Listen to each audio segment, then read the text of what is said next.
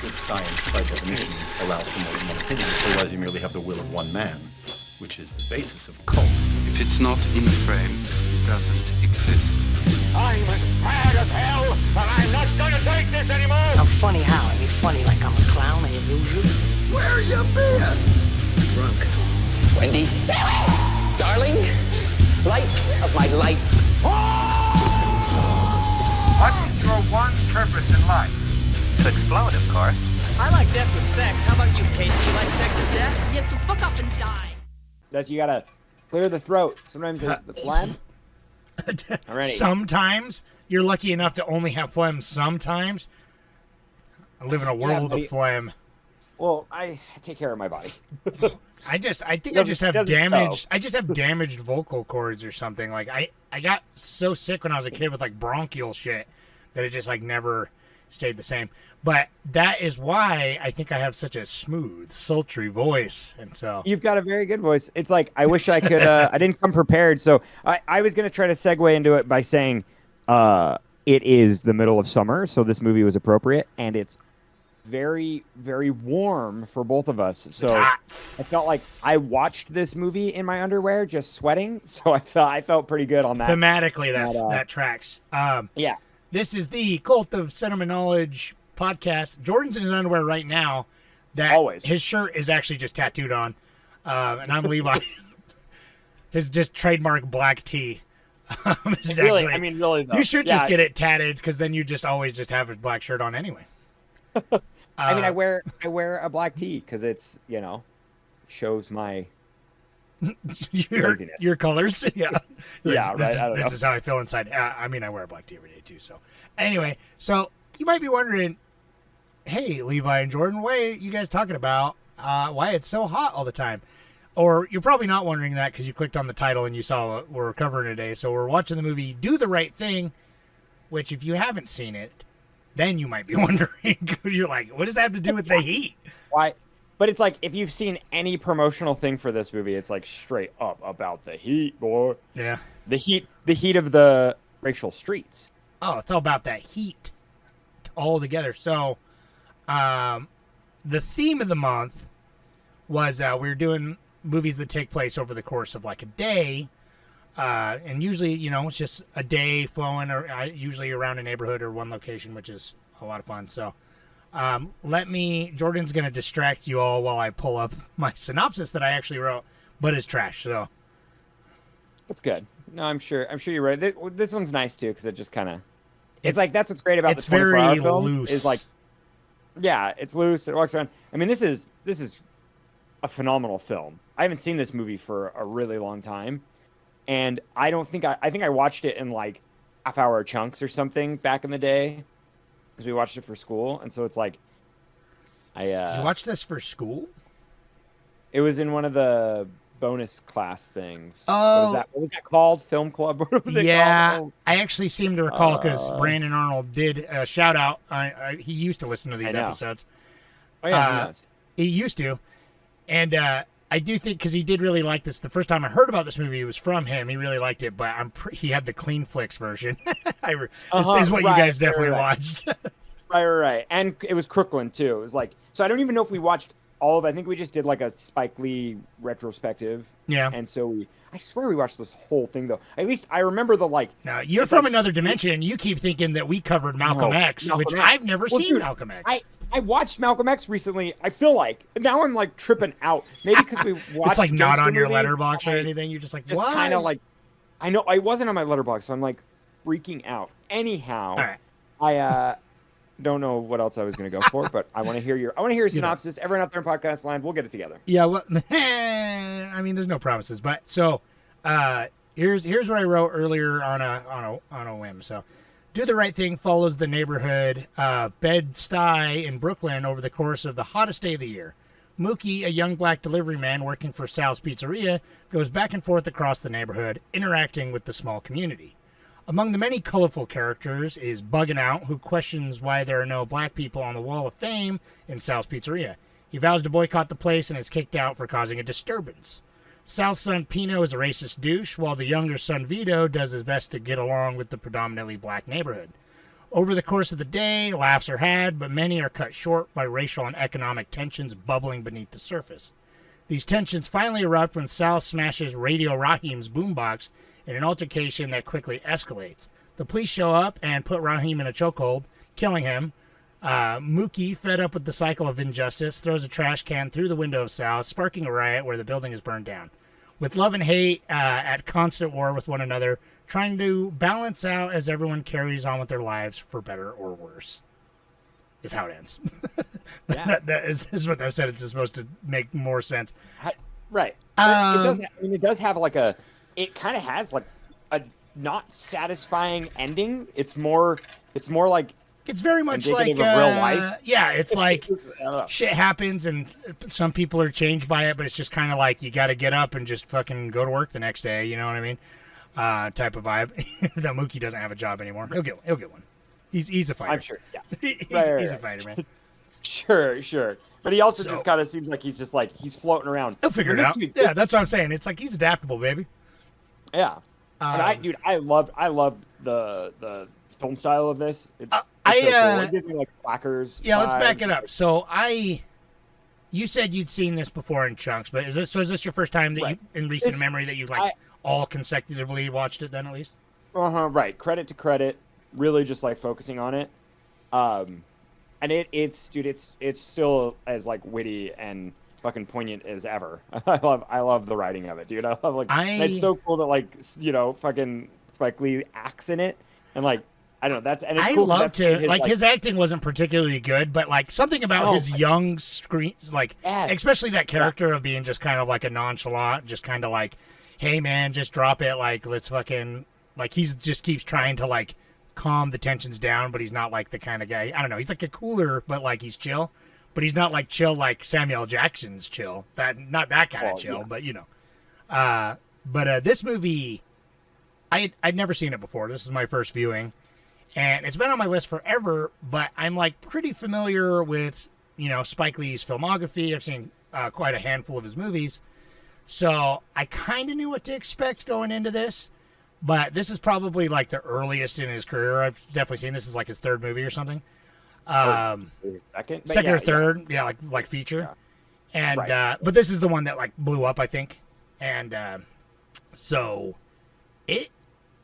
I don't know. I wasn't ready for it. I wasn't ready for how like fun and bombastic that it was, and it really did feel. You mentioned Slacker, and it really does feel like kind of ahead of its time because like by a few years, because like it then come the '90s with like everyone doing Kevin Smith doing his thing, which he like straight up in Chasing Amy like straight up stills some of the shots from this where he's just like love and hate Chinese finger cuffs, basically. Right. Oh, but, totally. Yeah. It definitely feels like very like this came out in 1995, but it's like 89, which just is like even cooler. That it's just like adds to a timelessness of it. They shot it in 88. It's like this is like that's wild, and it looks so good, man. It looks. The really cinematography good. Is fucking awesome in this movie. Do you know what's sick? They shot this in 8 weeks, and they literally shot. It's almost like so. It's weird. It's not. They shot it chronologically, but chronologically with the scenes taking place at the exact time of day that they're written in the script. They shot that time of day. So like they made it like 10 times more frustrating for themselves, but it gives pure authenticity, and like the cinematography, the cinematographer like loved it that way because he knew exactly like, okay, we're going to shoot from noon to 1. He knows exactly what to do. He could like set the lighting, he could set the, everything. That's interesting because I didn't really think about that while watching it that much, but I did notice that it really lend it to, because since we're doing 24-hour movies, it really does have a sense of time in a day. Because it's like, in the morning, it is morning, obviously. Straight up, the first thing he says is like, wake up. Like, it's I know. Like, yeah. And it's just cool. Like, and then like Sal and his boys roll into the shop and open it up. And then it's just like, as the day goes on, it's like the hottest part of the day. And then the sun sets and everything. It's great. I don't know. And just like walking around the neighborhood, just following Mookie and everyone else just doing their thing. It's so sick. I got to post on the Reddit, if you guys out there in podcast land, come to r/coldest cinema knowledge.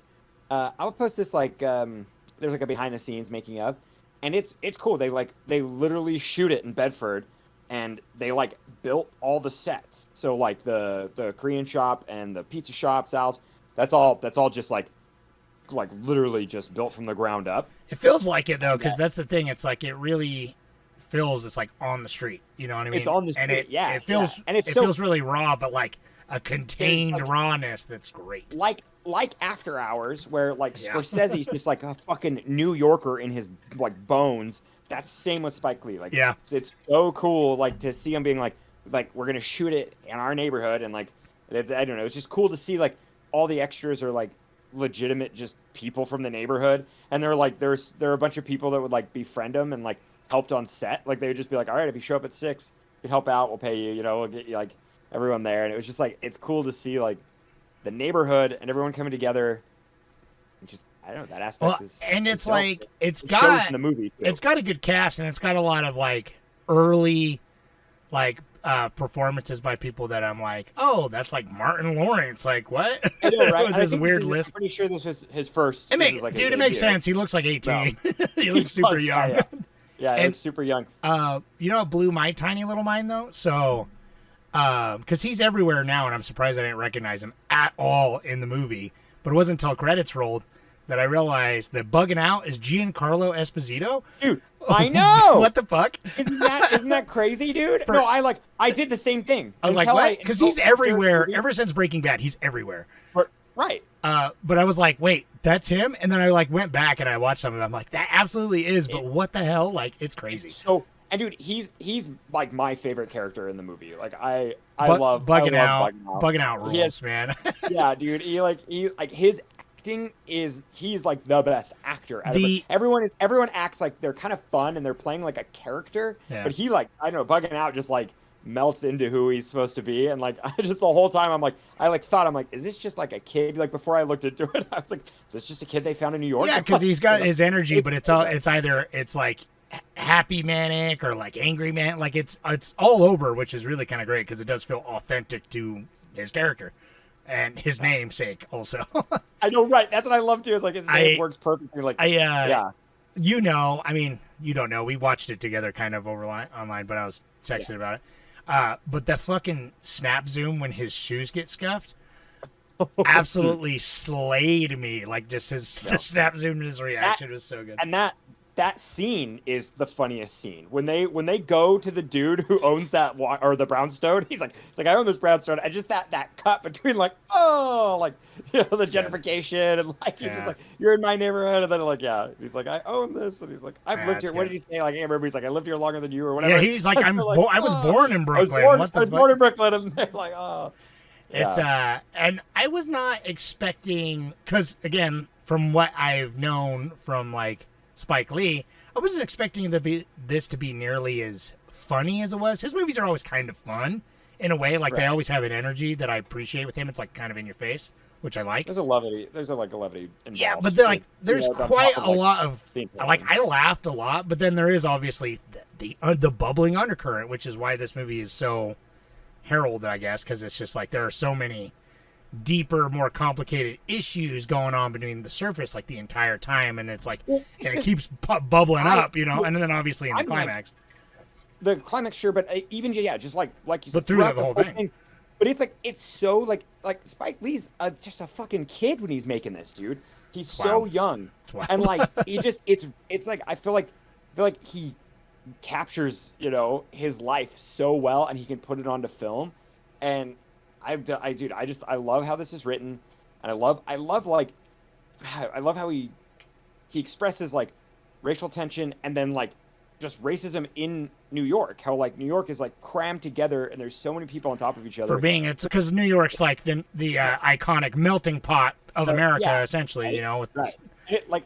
And it's so cool how he like goes between like there are the people who like are fucking I don't know. It's just like it's wild to see like the racism and everything, and it's still just like it's still so prevalent today too. Yeah. And it's kind of funny. Spike Lee was like saying he wants like he's like we should end racism. He wants to work towards that, but like we're kind of like I think learning now as 2023, like you can't really like you don't want to end it. You don't want to erase anything. You just want to like actually lift people up. And I think that's what like Spike Lee got to do with this movie is like it was like all black cast and like black producers and a lot it's of, like, great. black No, I filmmakers. wish, because like I said earlier, that's like this came out in like '89. Filmed in the late '80s. This should be talked about. It probably is. Like it's influential, but I feel like it came a little bit earlier than like Linklater, the Soderbergh, the Quentin Tarantino, the Kevin Smith '90s indie boom. I feel like he should be talked about in the same breath as those guys when it comes to like that era and like that influence. But I feel like he's really not. I don't know. Like it's too bad, and it's I wonder why. Right, exactly. It's kind Unfortunately, of like, but like, we're answering but our this own question movie, here, this movie was so good. Like I don't know. Like I do Well, feel dude, I feel such it's a good influence energy, man. though. Oh yeah, Right, yeah. And dude, it's great in the Academy Awards for the '90s, 1990. They totally snubbed him, and like, yeah, someone, I can't remember what actress, but someone reading the best nominated movies, she's like, there's a lot of movies here trying to tell the truth, and she's like, the one that got missed was Do the Right Thing. She totally went off script, and like, I was like, That's oh, great. that's fucking dope. Good, I yeah, wonder. good for I him, wonder. I'm curious. I want to go back and see what won that year. yeah, right. And see all the things. But I don't know. Man. From the get go, I knew I was in for a treat from those opening credits, which is like Public Enemy playing, which is like the anthem of the movie, obviously, because that song plays like multiple times. But Rosie Perez just like dance fighting her fucking heart out over the credits. Yeah, dude. Ruled. And then like, I don't know. It's obviously got like that really bold like font and everything. It's fucking. Like from the get go, I was like, okay, all right, I'm ready, And it just never stopped. Like the movie went at such a good pace, like it never slowed down. Oh yeah, so yeah, phenomenal pace, and it's got like it's weird because it is dated in its time with its like imagery, but I feel like we see a lot of the influence of that time still now reflected in like this. In this dress movie, and in posters and and everything. So like it's interesting how it's like it's super dated. It feels like Public Enemy, like it feels like the '80s, but it's like other than like the lingo and the it's fashion of the time, this movie could have been made yesterday. Yeah, right. But like even then, like I the feel lingo like and some of the things, but it's like right. man, I don't know, like some shit. It's like, and that's the whole thing too. It's like watching it, you're just like shit, don't change, man. Unfortunately, I know because I was literally like I was gonna be commenting to you in the climax. I was like, if this was the only unrealistic thing about this movie is if it was real, they would just kill the guy and then he died. And I was like, oh, never mind. So of course, because I didn't know where I was going with it. I was like, it's great. They would just shoot him like 100 times in a remake. Well, no, and then like 5 other guys. It's like a choking. They choke. Dude, it's wild. Kill the black guy. It's like hello. I know. Well, this is the part. Well, I mean, obviously, we're extremely Caucasian, and every time we watch a movie like this, I always feel very, very Caucasian. You know what I mean? I know. But it's like, that's something that Spike Lee does really well, though, is that like he obviously makes like black movies, like with like all the like raising people up, like you said, but it's like he makes such interesting like racist character, like his characters are always so complex that it really does reach out. It's not like a lot of his movies don't feel like, oh, this is only for the black guy, you know what I mean? It's like this movie's for human beings about race, you know what I mean? And that's why he fucking crushes it. I don't know, this movie especially, because it's like some of his other movies have done really well, but I think that maybe that's why he's not as remembered. But this movie blew my socks off, man. I gave it 4.5 stars on Letterboxd, but it's like I want to go back and rewatch it again already. Like I just had such a good time with it, and it wasn't just mindless fun either. It was like good, thought-provoking fun with complex ideas and complex characters to tell those ideas that are realistic. So it's great. Right. I love it. And I love, dude. It's like. I can tell that he is like literally just pouring his soul and like his life onto the page, and like and he wrote this really fast, but it's like it's great. I love the character of Mookie, and I love that when he acts, he acts because it's like leverage to be like, oh, I get to create a character and I get to create a movie where I'm gonna act, and that saves a lot of budget. That was like that's a big part of it. and it just gives him leverage to be like an independent filmmaker. I like the look of young Spike Lee though. Like I think he's like a handsome gentleman. I like his screen presence because it's not even like he's like it's weird because I really liked Mookie as a character, but it's not like he's like particularly well acted or like even that charismatic of a character. But it's just like he's got such a great presence. Yeah, super realistic. Yeah, like I feel like I know that dude. Right, when he's interacting with his girlfriend or like I can't remember the character's name or the actress. Tina. Is it Tina? Yeah, Tina is the character, and Rosie Rosie Perez, I think. Yeah, right. Duh. When he goes with her, I love that. Oh, and that's right. She has to do the nude scene, and she like totally in IRL. She like was not. She's not happy with it, but then later she forgave him like because it pushed her as an actress, but. Anyways, it's just I forgot, and that's like I love that too. I love that dynamic, and I'm surprised they even used her. Mom's just dude, I know. Get the fuck out of here, yeah. Well, it's funny the thing about this too. It's like there's even with Mookie, who's like he's the protagonist, but the movie spends a lot of time with other characters that are not him, obviously. But it's like even with him, it's just like he's like it's bad enough my son's name is Hector, you know what I mean? And like he's still got these jabs too, because it's like. That's a real moment in the middle of this sex scene. You're like, oh shit, man! Like this is sad, and like this is like a real raw moment before he goes back and ice cubes up her nipples and stuff. And but this movie just does that. It just does the juggling act the whole time. And even after that, it's like there's so much like fear of loss and like just kind of I don't know. It's like he leans into like stereotypes that we have where it is like like. He's worried that he's gonna leave. Like she's like, you're just using me. You're gonna leave, and he's like, no, I won't. And it's like, it's weird because he has these ambitions and aspirations, but he's like doesn't have any motivation or drive. And I don't know. I like it just because he just goes with what he feels. He's just like, if I gotta take a shower during the middle of the day, I'm gonna take a fucking shower.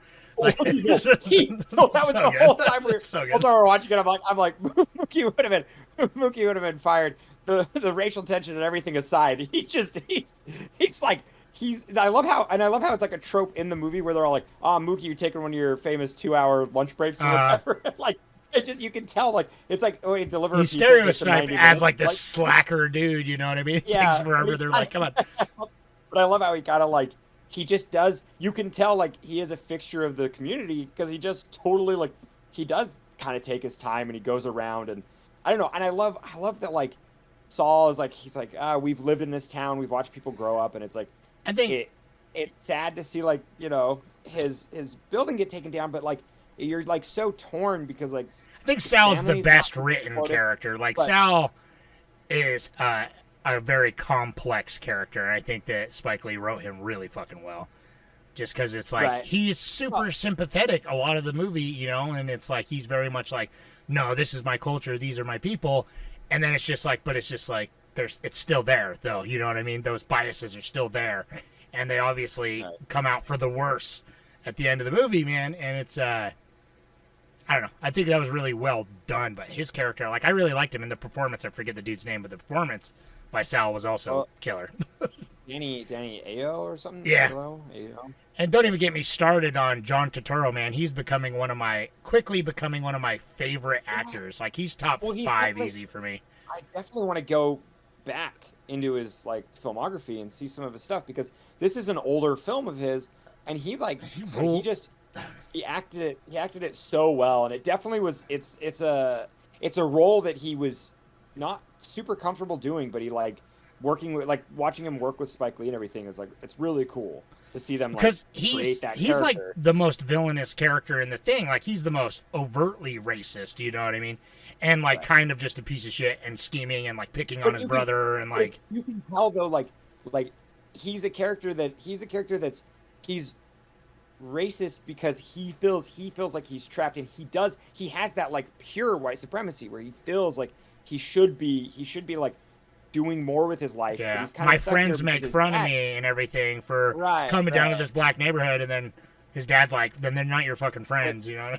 right. And like, and Saul, like, that is why Saul's so complex, because he's like, and it's wild because you can tell like Saul's character, he knows he tries to be like supportive of the community, but then he wants to hold on to like things that that the pictures. That's like He's got his such own such a pride part. too in Right, his own himself pride and thing. above all. 'Cause Yeah. he's like, Right. he's like I've been feeding these people since they were kids. Like, and Mookie, you're like a son to me. But at the same time of the day, he's using that to inflate himself, to make himself feel like he's like this white savior kind of guy that kind of comes in. It's like, oh, look at me. I'm like, feeding all these people. But he's got his Italian heritage on the Wall of Fame. And it's just if he would have just been like, you know what, you're right. And just put up a picture of like, Martin Luther King Jr. or something. Like, why not? Well, I love bugging out. Like, who cares? It would have resolved the whole movie. Like, it's so cool that dude, he is a black Italian. Like, it's so funny that I feel like he wrote that for him because he's like, we only have American Italians. I still can't get over that it's Giancarlo Esposito, because it does not like, it looks like him, but it doesn't. It looks like he got flash fried in like the 2000s or something. Like he like got stuck in a tanning bed. Like, he's lighter skinned now, but he's just like so grizzled. Like, looking now, I don't know what happened. I mean, he's still a handsome man and everything, but it's just he looks so much more different. Just he's known as Gus. If you don't know what we're talking about, everyone, I mean, you ought to. It's Gus Fring from Breaking Bad, right, and everything. But 30 years older, so that'll do it. But but even no. Spike Lee and like John Turturro and those guys, I'll see them. I'm like, oh, it's Martin Lawrence and fucking stuff, and Burrell from The Wire, which is the only other one. I don't know the actor's name, but that's wild. I don't even remember who he is. I know is he one of the three? Yeah, one of those three. Dude, which those guys are amazing too. Hilarious. Like, God, they're so good. I love it too, because it's like you have generations too. So I love like Sister Mother. She is like, lives like the mayor and Sister Mother. God, don't get me started on the mayor. God, this movie's so good. Dude. I know. I love the mayor. The mayor's so cool. I haven't even talked about the mayor. He's like my favorite character. I know. Yeah. And do you know what's fun? He's well written too. Yeah. Mother, sister, and the mayor, they're married. I saw something about that. Yeah. Yeah, that's super cute. I think they might both have passed already. I imagine so. But I think, anyways, I'm pretty sure. I'm pretty sure his picture looks identical as he did in this movie on IMDb, which usually means you're dead. True. Sadly. Yeah, he did. He passed in 2005, and then Ruby Dee. Let's see if she is passed. So she passed in 2014. Okay. Made it. Yeah. She was born in 1922. She died in 2014. Good job. God damn. But all right. I'll never be that fucking old. But I know. But I love their characters. I love the generations too. You have like elders. They're like really old, and then you have the guys that are like in their like maybe 60s, they're like 50s, 60s, yeah, like right. the guys hanging out on the stoop, like just hanging out. Yeah, and I love how like they're shooting the shit, and like I love those guys. They just they make fun of each other, and then they're like, they've got like you're like, oh, racism really doesn't know any bounds. There really isn't. Like, I think there's different like power dynamics, is like systemically. But those guys, they're racist as fuck. You're like, I know. That's the whole thing, man. That's what's like also so good about this is because, speaking of like them being racist and like everyone having a fucking problem with someone else, it's how our fucking country's built around. But this whole scene that has everyone speaking all their biases directly to the camera, like fucking hardcore slurs. Cool. That is so cool. Dude. First time I ever saw that with Spike Lee was in 25th Hour, because there's a scene that's kind of like that in 25th Hour. Have you ever seen that with Edward Norton? No. It's good, but that scene in that movie really blew me away because of how direct and like it was like getting all these like this venomous shit just directly at the camera. But then this movie did it, which obviously came first, and I was like, it does it better. Equal, if you will, almost kind of like equal the playing field. And I think it's just like it's trying to like reflect like how fucking similar we are in our hatred, like how kind of like silly it is that we all have. Exactly. This, like, well, and it's sad because it like exists. It's wild that we like can mask it too, which is interesting. Exactly. Yeah. Right. Because that's like their inner thoughts, and they're saying it right at the camera, which is super bold and a really awesome choice for the filmmaking. But it just shows this systemically. It's like we're conditioned to like always. There's always got to be someone under us, and it's really a shame because it's like that's how it goes. It's just like. Polo or whatever his name, John Turturro's character starts it, and then everyone has another racist thing to say about someone else, and then he's like, goddamn Puerto Ricans, and then they're like the fucking Koreans, and it's like, it's always someone always like something about human nature that it really taps into at the root of racism. If it's like people always got to have someone to shit on to make themselves feel better, and that's like a problem with society, you know? Yeah, it is. It's weird how we have that. Like we have our groups, and then I mean, I don't know, man. It's like it's cool. It's a cool great. commentary. I thought that was super powerful. Like this it's movie great because the takeaway is the police are awful, and they always have been. They always will be. It's kind of one of those things where I love it because it's like they bring all this, like all these people that are just trying to survive together. It shows their vitriol, their racism, and then how they like communicate and how they meld together and how they like hold a neighborhood together. And then the true like instigators are the police, who have like all authority. It's wild. And they militarize. Oh my God, what is that word? Militarize. Oh my. Militarize. Thank you. And it's just like, even forever and always they do this. And God, what did we watch the other day where it was like set in the 20s? And it shows the same thing, like they're just firing, they're just like blasting into the building. John Turturro, my big boy, in Miller's Crossing. In Miller's Crossing. Miller's Crossing. It's like, police have been doing this forever. And I love the scene. I fucking love it when the cops show up to the fire hydrant scene. Yes, dude. And then like the dude's like, what is he? God, what is he? He's like, oh, they got my car. He's like, oh, they got, dude, I love that how they drench his car. He's like, what an idiot. Why did he try to drive through there? He knew they were like, they're fucking kids. And that's the thing. The kids are going to fuck your shit up if you're an idiot. If they treated them with respect, they might not have, though. It's like, if you're just like, hey, do you guys mind if I drive through real quick? And like, don't blast me. But he immediately came at it with hate in his heart. Already had his bias, yeah. And so, but I love it. And I love it because what's going to come. But then it's great. The cops show up, and it's like, it's almost like it was kind of fun. That scene was kind of fun. And then when the cops show up, they're like, what's his name? Billy Bob or whatever. I can't remember. What the guy's like, he's like, he's like, how do I know? I didn't see their face. How am I supposed to know? He's like, his name's Joe. He's like, Joe, does this Joe have a last name? I was like, the cops fucking hate everybody. No, they don't give a fuck because they're the boss. They're the power trip. Right. Right. That scene is a great, there's so many like microcosms of like what the rest of the movie does so well, which helps it fit together, because that scene is a perfect example. It's like fun, frenetic. It's like super raw on the camera work, but then the camera work gets really steady, gets really kind of on it. The cops show up, but it's still kind of played for laughs, but there's like this tension when they're there. Like, the crowd disperses. They shut down the fire hydrant. He's like, if you make me come back. And it's fun's over, but it's like they're still ragging on the guy, and we're like laughing at his expense. And so you're like, oh, haha, but you're like, ooh, ugh. Like, that's kind of not good. Like, they're kind of, like, it's like on edge. Like, things can always go bad when the cops are around, especially, in those neighborhoods, unfortunately.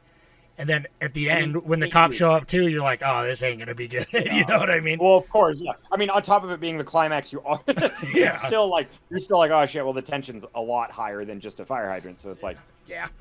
But I don't do that. The ending for me is a little tricky because it almost breaks my heart a little bit. Like, no one learned anything, but there wasn't like something. That's what's real. Learned. It wasn't like a big come to God moment. Like, yeah. No, right? There wasn't. No, they're not shaking hands and like smiling, but it kind of is when he gives him $500 and he's like, "You're a rich man," and he's like, "I only get paid for 200 or something, whatever." Tries to give it back and everything. Yeah, like, I owe you $50, but then he takes it anyway. You know what I mean? That's the thing.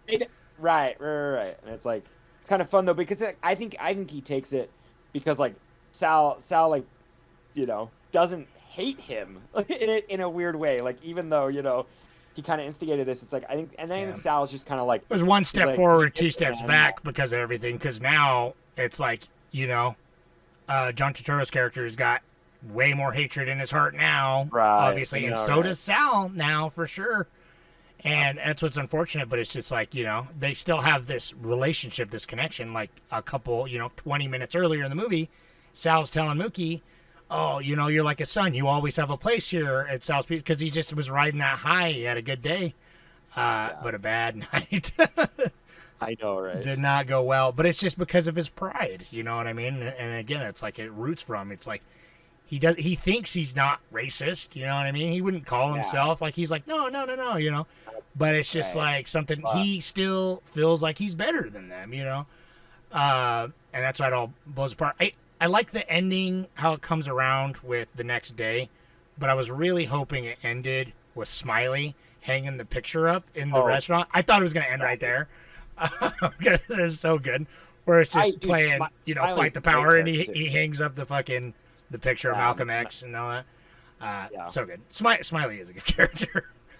He's great. And I think that's what you meant by when you're like, it's dated. Like these days, it's like, they would have acted that character, but he was acted well. No, well, I think Smiley even does. I think he just existed. We don't necessarily have. Nowadays, we have more parameters for a character like that. Like we know more. I mean, I don't know. It's like he's still like an ableist character, but I feel like he does kind of exist in this neutral ground. Yeah. Where nobody's outwardly hateful towards him. I think except for obviously the antagonist Pino. He's definitely the most violent, but he's just violent to everybody. Yeah, he's just an asshole. Yeah, right. So he lives. But it's just funny when exists. They're like, yeah, they're just like, Smiley, I'll give you your money later. Like I'll buy. I know, because even Mookie's like, dude, just leave me alone. I know, like he's just there. Right. But well, Mookie's kind of like that though for everybody. He's a little dismissive to everybody. He is. He's just kind of like just drop it. Charming way though. He is. He's just like just drop it. Everyone just fucking take it down a notch. Like quit being so quick to jump to like whatever extreme, But yeah, Smiley, because I feel like nowadays, I don't know, in the background, it really clicked with me with this character. Even that it's just like he just he doesn't get the help he needs, but he's like he has his place in the community though. That he just exists, doing his own thing out there. Who knows what his rest of his life is like? But they're literally harassing him. You just hear somebody yell off screen, "Leave him alone! You know that boy ain't right." And right. It's just like it's just like he just that's who he is. Like he's just out there, doing his thing and selling pictures, which is great. Well, we want to talk about who's doing his thing. It's Demare. That guy. Demare is so good. I don't know. He's almost like the secondary protagonist. He's always just there in the even scenes that aren't about him. He's just in the background with his beer. Well, I'm pretty sure he's supposed to be. This is just my speculation and what I've surmised, but it's pretty sure he's just supposed to be Mookie in the future. Yeah, I can see that. And I can at least that's what I feel like, Yeah, just the generational difference of Mookie, Right, Hopefully, it's just someone who's stayed in the neighborhood forever, and then Mookie kind of I feel like I think Spike Lee is kind of aware of that person and how you can just stay in a neighborhood for so long and be a fixture, but it also can kind of I don't know, break you and just it just kind of erodes anything that you really stood for. You kind of become this kind of passive. Everyone's like, oh, sad old drunk and all this. But it's they be sad or drunk, but then he's got the fucking sickest things when he's just doctor. Mm-hmm. He's calling everyone doctor, and he's like, do the right thing, man. And I'm like, oh, it's so good. Cool. I know it comes from him. The fact that because I obviously opens with the whole opening, and then Samuel L. Jackson is the radio Love Daddy, who also fucking rules. It's so funny, but he's like, it's gonna be a hot one today, but then the next character you see way before you even see Mookie is Demare, and he's in bed, and he just wakes up. He's like, oh, god damn, it's hot. It's the first thing he says. So it's so good. I don't know. It starts so strong, and it just keeps his foot on the pedal the whole time. The only time it ever even slightly slows down, in my opinion, at all, is when he goes to meet up with Rosie Perez for the sexy scene. I feel like I know, it could have been cut, but I feel like it serves its purpose. Yeah. I'm always anti-sex scenes though, but I think it was fun for him to do the ice. The ice was you could definitely tell Spike Lee's a young kid, and that behind the scenes, he's definitely laughing about it and kind of not. I don't think he's laughing about it in a perverted way as much as just kind of oh, it's gonna be sensual and silly, but he's also we're gonna need a lot of ice. That was that was his thing. On the call sheet for props, he's a lot of ice. And so it just kind of it's fun. He it feels authentic, sure, but I'm just always anti-sex. It feels essential because it is the release valve. Even though, I said, it still is that tension a little bit in the house. The tension never goes away, sure. Which is why it's so good with comedy, because you're laughing to kind of to let some of that tension go. But it's the blow off valve not only for the character but for the pacing of the movie. But like from the heat, even like the whole scene is just a relief. Like I felt like I came down a couple degrees from sweating so hard. Well, I mean, you know, I don't know, the ice. Like he opens the freezer. It's like the one time in the movie, dude. and it's just like all the like, you know, everyone knows that feeling when you open the freezer in the dead of summer, and you're just like, oh shit, yeah.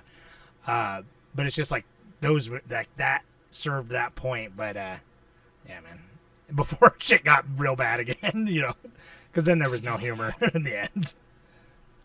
No, not really. I mean, rightfully so, though. I think that it's like, I knew the whole time watching, I'm like, I know this isn't going to end good, because I know, like, I feel the tension, you know, I feel the bubbling, like it's the you know, the inciting fucking rising action.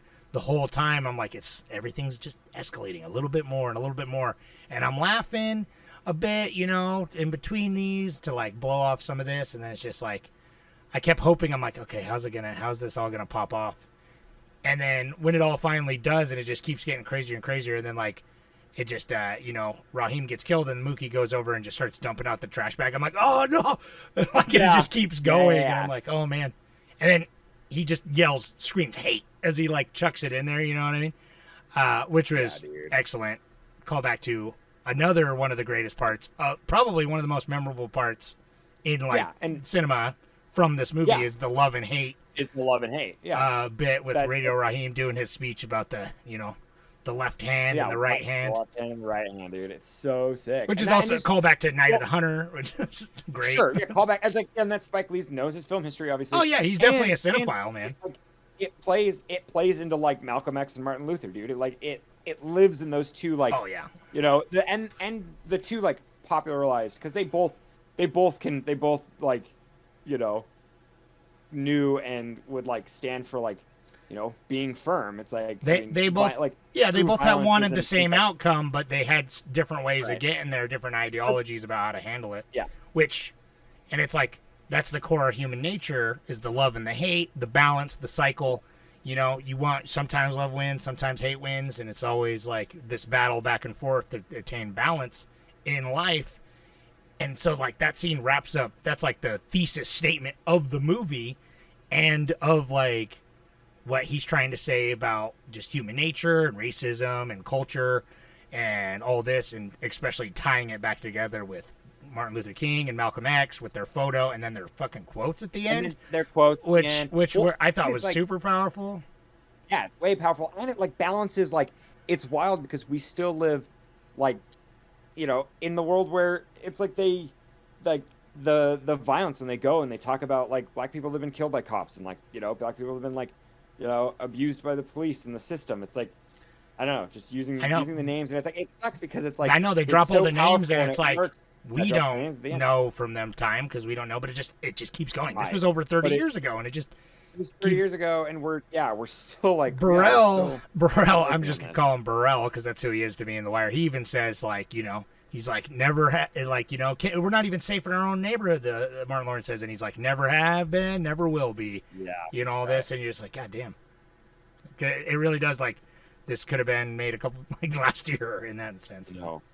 All right, I'm going to pull up a Reddit because obviously we like this movie, so I guess we could just keep gushing about it. But yeah, right. Obviously we're fans, you know. I have like, well, it's funny because Jade, that's Spike Lee's sister. That's fun. Oh yeah, she's great. That's cute little. I love how like it's so realistic. Like she gives him so much shit. That's great. I know they have a good relationship because even at the beginning when he wakes up and he's like terrorizing her, she's like, Saturday's my only day to sleep in. Fuck off, Mookie, you know? Yeah. It's great. All right. I got quite a bit of comments on here. All right, so here's a couple Reddits for you. Oh, you want a money minute first? Oh yeah, give me the money minute. I was just trying to be prepared for once.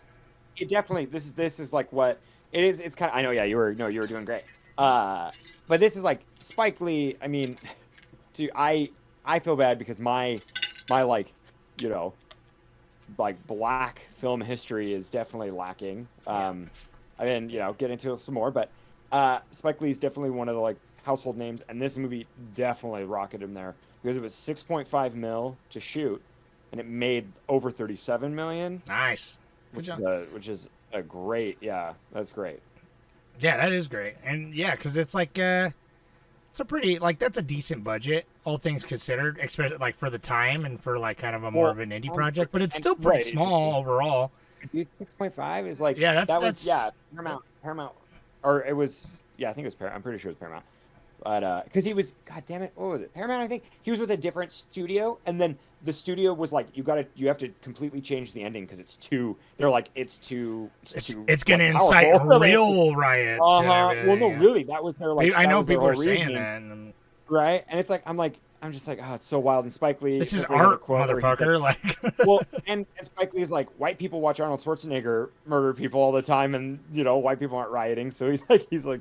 Give me a break, and I was like, oh, that's great. But anyways, so it's like I think that's a pretty big budget they gave him, but I think he did a lot with it, and it looks beautiful, man. And shooting on film is such a huge part of your budget too. Mm-hmm. But oh yeah, for sure, and it looks because it's like it looks great for like especially for like more of a middling lower budget.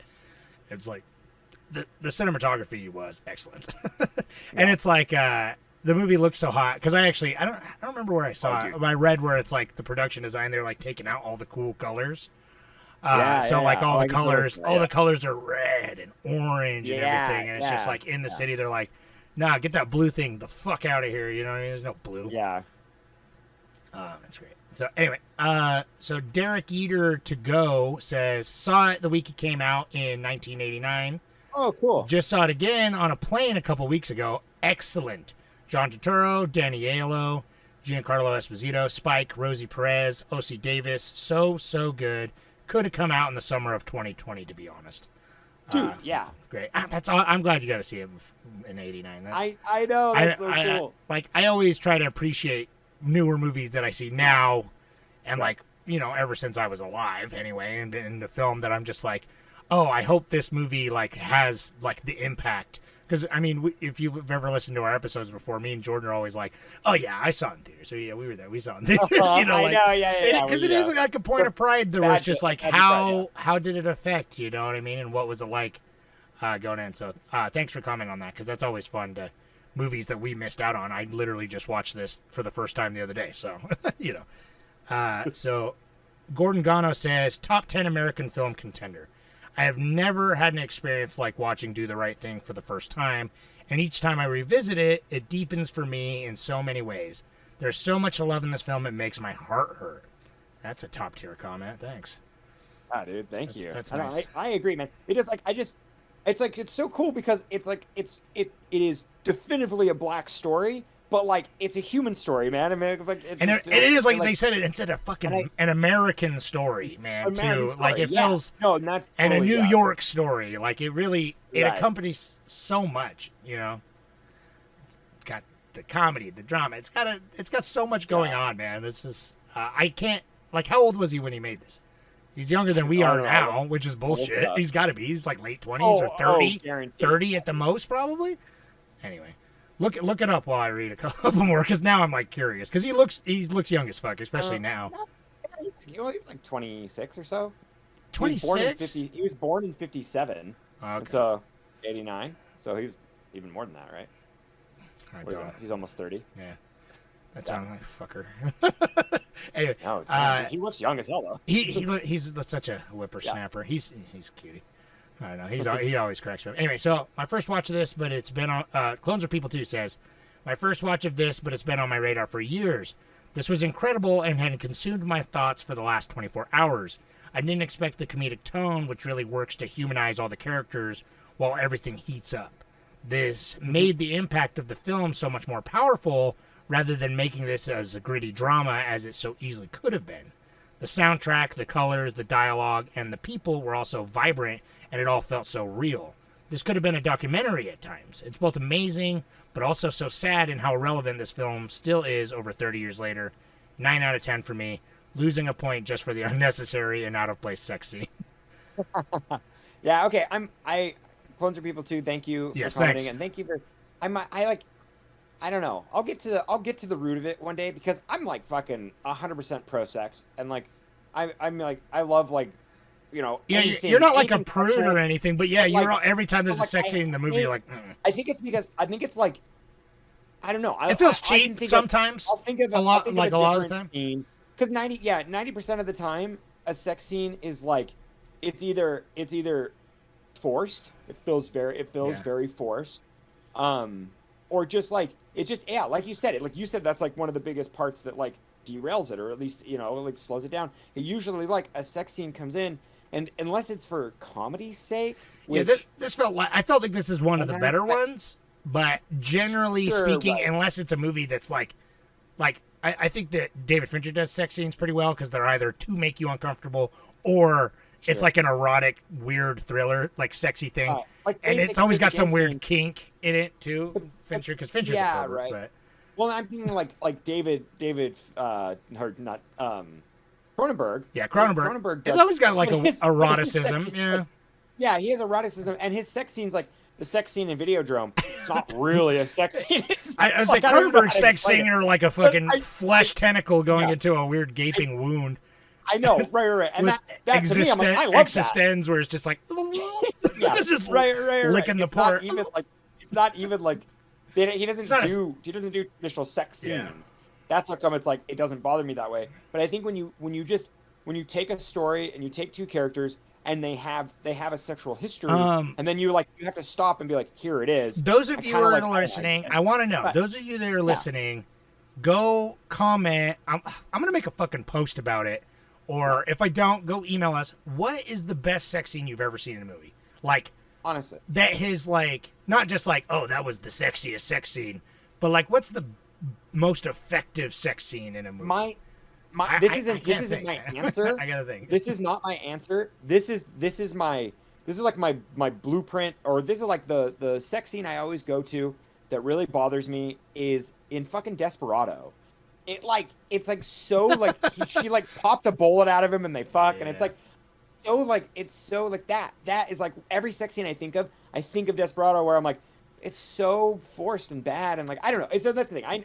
I know I'm like, there are sex scenes I like on Melissa. I loved the sex scene in on Melissa. Oh yeah, that's up there. That's up there. That is really good. I'm trying to think, but on Melissa, like that's so It's experimental. the most just on real and intimate sex scene Yeah. ever made by puppets. Ever armatures. There are actually more sex scenes by puppets than you think, but There's a lot, it's like, yeah. but it's just wild because it like that sex scene works so well for like the story too. It like I guess I like when people have sex scenes and then it's like awkward and depressing, and then afterwards they're when it's like well, integrated. That's why I'm like shouldn't do a sexual type thriller. Like another director, I think does it okay. Some of his movies are like maybe a little over sexualized, but Paul Verhoeven. Right, I know, Basic Instinct. You got those. Yeah, like something like a sexy like erotic thriller. Yeah, like where it like serves the plot. Sure. Anyway, we're off track. And like even like we're in the Girl Boondocks. with the Dragon Tattoo. There's like sex scenes and that, but they like service. I mean, they're not like true. They're not like true romantic sex scenes. So anyways, that's where I'm like, it doesn't. I'll make a post about it because I'm genuinely curious. I want to reach back into my film lexicon and try and figure out what I think is the most effective sex scene. I'll make a post about it. Hopefully, I don't come off like a creep. I'm gonna say it. Because I'm curious. I know. Well, I'm like, no. give me your best sex scene. What's your favorite one? Yeah. We can make a website where we go and What's the juiciest one you've ever seen? What's the timestamp? Tell me the exact minutes. All right. What I feel like we're missing something. So we're almost at the hour mark. So I know I mean Travis usually, but he'll come next week, and then let's do the right thing for you. We if you haven't seen it, I do believe that this is required viewing. Like I think this movie 100%. I think this movie's fucking excellent. If you like movies, like I told my wife she didn't watch it with me, and I'm like, I think you really would have liked this. Next time I watch it, and I will rewatch it, I'm like, you gotta watch it with me. So for sure. So if you haven't seen it, go check it out. If you have seen it and it's just been a while, hopefully this got you scratching to watch it again. Go watch it. I gotta see more Spike Lee movies because I want to see. I haven't seen Malcolm X, even though Jordan in an alternate reality. I know we apparently did a podcast about it. I don't know. I really thought we did. But that's the one where and it's something is weird in the back of my head. Like because we did oh my God, we've had this conversation so many times when we've done a podcast and you didn't know it. I do all And the then I was time. like, You're yeah, like, you do that all the time. I had to go I'm like, back we and did a check because it was this next week. Inglorious. That's right. Inglorious Bastards. I had to you go. were like, we didn't do that. I'm like, yeah, we did. We did. So, anyways, I had to. I thought we did 12 Angry Men after I Oh. posted it. I was like, fuck, did Right. we already do 12 Angry Men? Because I watched it like not that long ago. So I'm like, did I just watch it on my own? Like I must have. But I went back and had a double check because I was almost like, oh fuck, we're gonna watch something else. But no, we never did it. So spoiler for next week. I mean, I was about to tell you, but the movie for next week that won the poll is Sidney Lumet's 12 Angry Men, 1954 or something. and I've never seen it, so I'm excited. I didn't to know that. Watch That's it great. cover to cover, because I've seen Yeah, the first, everyone's like, seen the a first scene, half yeah. hour, and then I saw the scene where the deliberation and stuff, and they talk. It's one of about those the movies. room. It's iconic as fuck. I'm actually kind of surprised that, like I was saying to you earlier, Jordan, I was surprised that it won the poll just because it's like, yeah, it's excellent, but it was up against some pretty other big movies that are more like fan favorites, if you will. Like this movie's like, yes, this is an important piece of cinema. I feel like at least on Reddit specifically, because that's mainly. I mean, we love everyone out in podcast land. We love you guys, and like we want to hear you like on Instagram, and we'd love to get you like you could just email coldestofknowledge@gmail. You can come to our website coldestofknowledge.com and leave comments on the movies, and we'll like look at them. And we love to hear from everywhere, but Reddit's our main focus, and I think we get a lot of people in there that like 12 Angry Men is every time like our movies posts or I do cinema feel posts. like it's taken us 12 Angry Men. Yeah, it's taken us some time, but at the end of the day, we are a film club, and so I imagine a fair amount of the people who are part of this are because they love movies, and so like it makes sense that it's like the popular vote. I thought because sometimes you guys do pick the fucking whatever is going to be the popular movie, and it throws me off. Not the like film movie, because I thought for sure on this poll, I thought Breakfast Club was going to win because Breakfast Club is like so iconic. It's great. I've actually only seen like half of it, so I wouldn't even count it. Well, Superbad. Oh wow, you really haven't seen half, dude? Okay, Yeah. but Superbad came in second, and that was one I thought was gonna win. Yeah, that's what I'm saying. So, It's like you never know. I You thought never for know. sure. You really never know, but it's like we get the film club interaction. I'm glad people are kind of like getting more of the element of like, there's a week, watch the movie, then come back to the post that's like 4 days old at this point, comment on it, to kind of get the flow of it. Because it's like, for a long time there, I'd only get posts within like the first day.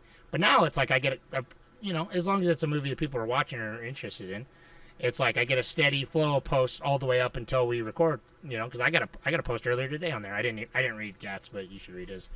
Okay, cool. It's pretty funny. So anyway, I know because this is not his kind. kind of movie normally, but he really, really liked it. So Yeah, and that's so cool, dude. That's Yeah. what we're doing. That's what I love about this. He's gotten exposed. I'm glad I finally forced myself to watch it because this is one of those movies that's been on there forever. But I think it's probably Spike Lee's like strongest. Yeah, I've been just kind of just for intimidated. ambition and everything. Yeah. I've been intimidated by it because it's like so revered, but also because Spike Lee's movies are heavy as fuck.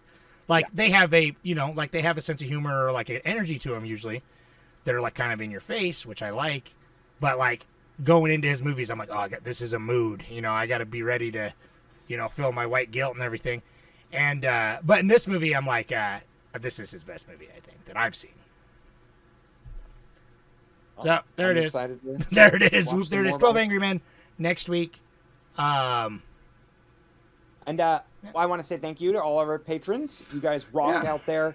You rule. You support us, and you make me feel like rubbing myself with ice. So that's really nice. about to. I feel like I'm hot as shit. You gotta watch this movie, dude. Hot as fuck. Just turn your AC off. It does. Or Get as hot as immersed. possible. Get immersed. Yeah, just sweating. And if you come to our Patreon, you can subscribe to get bonus episodes. Yeah. Which we're gonna do a bonus episode soon. We're gonna do a bonus And we episode here We shortly. have more bonus episodes out. Yeah. So we're back in it, baby. We're like at least once a month. That's the goal. We're gonna get a couple, maybe a few months here. We're doing a bonus episode about Asteroid City next. So if that's something that interests you, come on over to the Patreon, bud. $3 a month, and you get all. There's so much fucking hours of content. And I just watched Asteroid City, so I'm excited to talk about it with you. I know, me too, dude. Let's go for it. All right. Well, anyone, thanks for listening. We'll talk to you on the floppy. Do the right thing, please. Just do the right thing. Because Do it's the that right I like it. It's just like do the right thing. It's like, yo, okay, because that's easy. Yeah. Like, oh, of course. Yeah. All right. Goodbye. All right.